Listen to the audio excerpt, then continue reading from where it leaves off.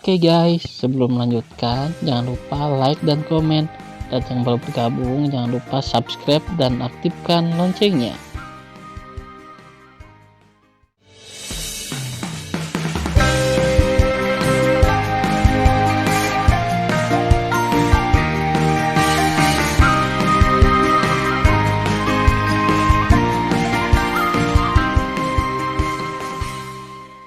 Episode 84. Melanjutkan cerita sebelumnya. Wajah Xuan Yuanru berubah, dan dia berkata dengan dingin, "Jangan biarkan aku pergi. Sekarang ingatan penguasa kota telah terbuka, jika kamu tidak khawatir tentang keselamatan pamanku, saudara laki-laki ketiga, dan saudara perempuan kedua, kamu benar-benar berpikir bahwa Xuan Yuanru takut kamu tidak akan berhasil. Tan Yun, tapi aku sangat penasaran, mengapa orang tidak bisa mengetahui identitasmu?" Tan Yun menarik napas dalam-dalam dan berkata terus terang, "Karena ketika saya adalah Hongmeng Supreme, sudah lama sekali sejak saya dibunuh oleh Chaos Supreme dan Si Yuan Supreme. Dua Supreme di masa lalu mengutukku menjadi reinkarnasi abadi." Mendengarkan pengalaman Tan Yun, Xuan Yuanru merasakan sakit yang tak terkendali di hatinya. Tapi rasa sakit itu segera ditelan oleh kebencian. Dia mencibir, "Kamu pantas mendapatkannya, kamu pantas mendapatkannya. Apa yang pantas kamu dapatkan? Xuan Yuanru, kamu benar-benar tidak masuk akal." Shen Subing berkata dengan tegas, "Sudah kubilang bahwa ayahmu tidak mati. Ayahmu dan Chaos Supreme dan Si Yuan Supreme yang bersama-sama membunuh Tan Yun." "Diam." Xuan Yuan berkata dengan dingin, "Ayahku sudah meninggal. Apa aku tidak tahu?"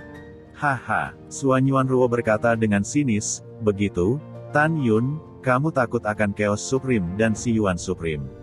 Setelah mengetahui bahwa kamu masih hidup, maukah kamu membunuhmu? Jangan khawatir, aku Xuan Yuanru tidak akan mengkhianatimu, karena..." Xuan Yuanru berkata dengan nada dingin, "Karena terlalu ringan bagimu untuk mati. Ketika kamu membunuh ayahku dan keluarga spiritualku, kamu melakukan kejahatan keji. Aku Xuan Yuanru akan mengambil nyawamu sendiri." Mendengar pidato itu, kemarahan batin Tan Yun pecah. "Xuan Yuanru, aku akan mengatakannya lagi untuk terakhir kalinya. Jika temanku tidak dibunuh olehmu, apakah aku akan membalas dendam terhadap keluarga rohmu? Jangan lupa, karena doronganmu, satu-satunya muridku mengkhianatiku." Xuan Yuanru tertawa dan berkata, "Apakah kamu marah?"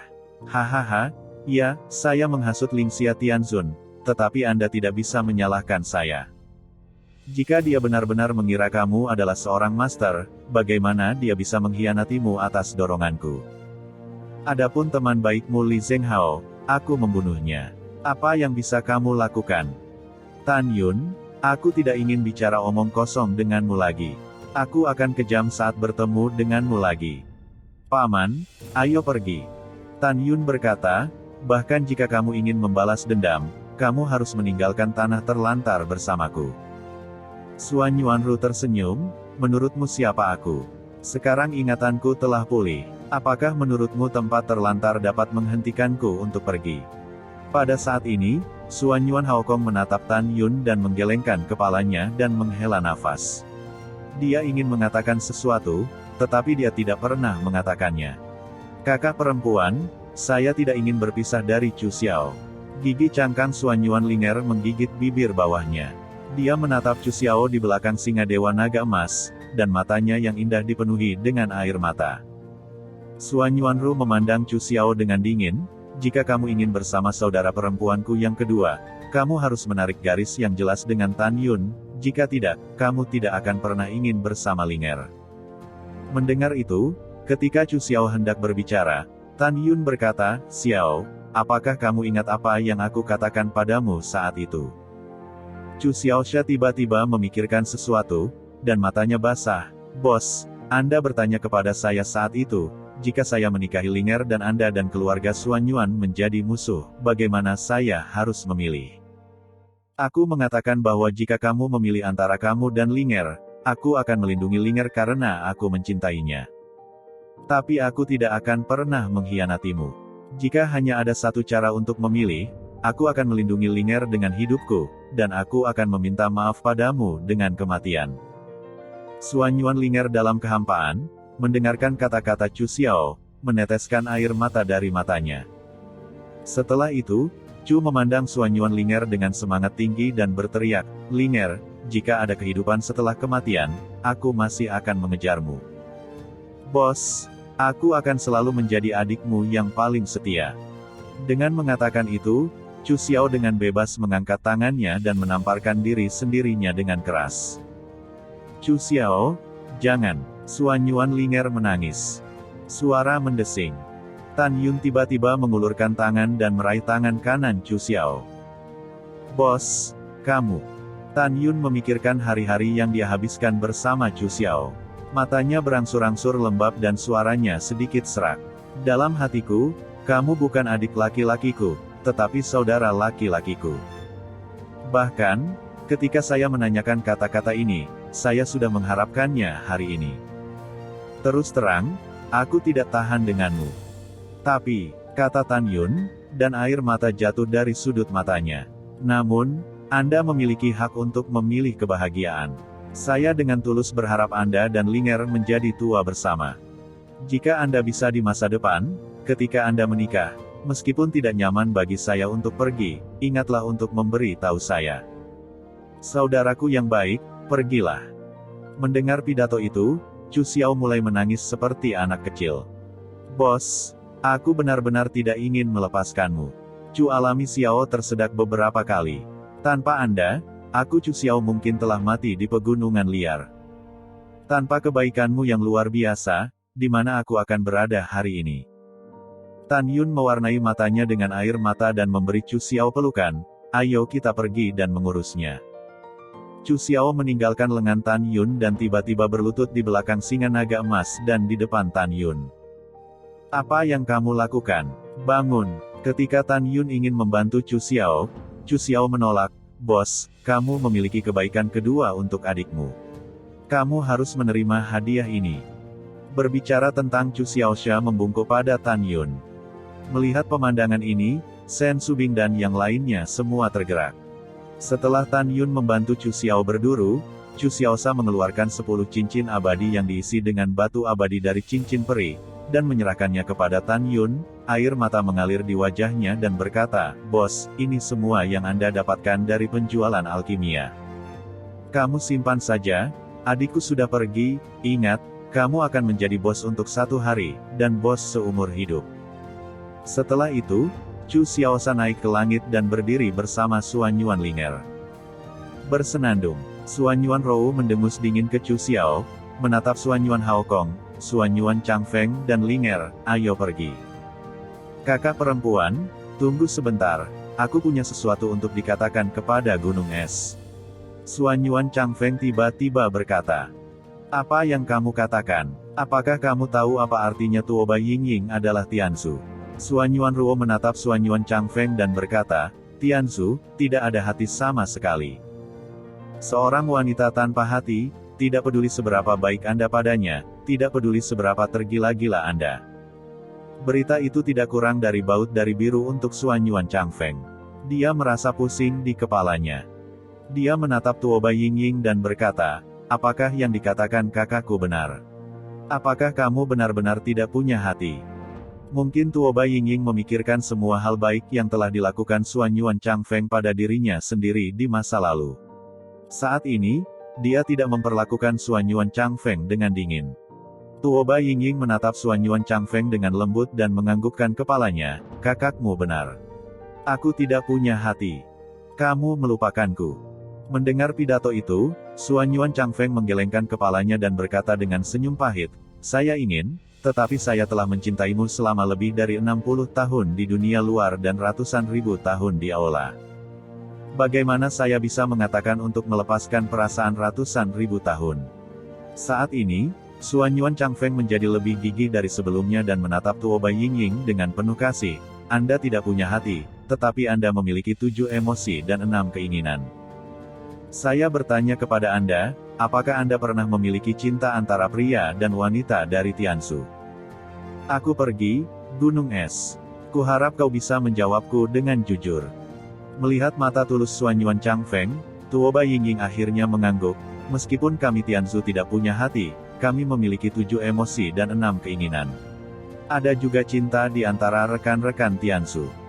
Tapi aku tidak pernah punya perasaan dengan manusia. Chang Feng, aku tahu kamu baik padaku. Tapi kami benar-benar tidak cocok. Suanyuan Chang Feng menatap Tuoba Yingying dan berkata, kita sudah lama bersama. Apa kau tidak merasakan apapun tentangku? Siapa yang bisa kejam? Tuoba Yingying mengingat dalam benaknya bahwa Suanyuan Chang Feng memanggilnya gunung es lagi dan lagi. Dia menemukan bahwa dia tidak tahu kapan dia tidak membencinya. Berpikir bahwa Suanyuan Chang Feng akan pergi, mata indah Tuoba Yingying menunjukkan sentuhan kesedihan, dan dia terdiam. Kesedihan di matanya jelas ditangkap oleh Suanyuan Chang Feng. Suanyuan Chang Feng dengan hati-hati berkata, kamu tidak menginginkanku. Aku, Tuoba Yingying menggelengkan kepalanya sedikit, aku tidak tahu. Kalimat, saya tidak tahu, membuat Suanyuan merasa bahwa tidak peduli berapa tahun menunggu tidak sia-sia. Setidaknya dia tidak memveto perasaannya tentang dirinya dengan tegas dan kejam seperti sebelumnya. Saya mengerti. Suanyuan Chang Feng menghela nafas dalam-dalam dan berkata dengan tegas, Gunung Es, ingat, dimanapun aku berada, aku akan selalu merindukanmu. Dimanapun aku berada, aku akan sangat mencintaimu. Aku tidak peduli dendam apa yang ada antara kamu dan adikku. Aku hanya tahu bahwa aku akan menunggumu seumur hidupku. Bahkan jika aku menunggu sampai akhir waktu, aku akan melakukannya, karena aku sangat mencintaimu. Gunung Es, ingat, jika kamu tidak menikah, aku Suanyuan Chang Feng tidak akan menikah seumur hidupku.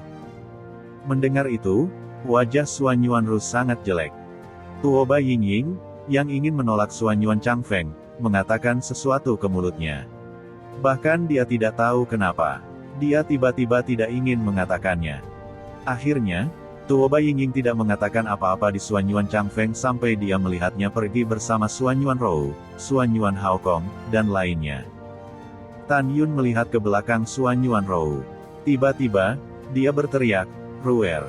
Perasaanku padamu di kehidupan masa lalu benar, begitu juga hidup ini. Setelah waktu yang lama, bayangan Suanyuan Ruo melayang ke udara.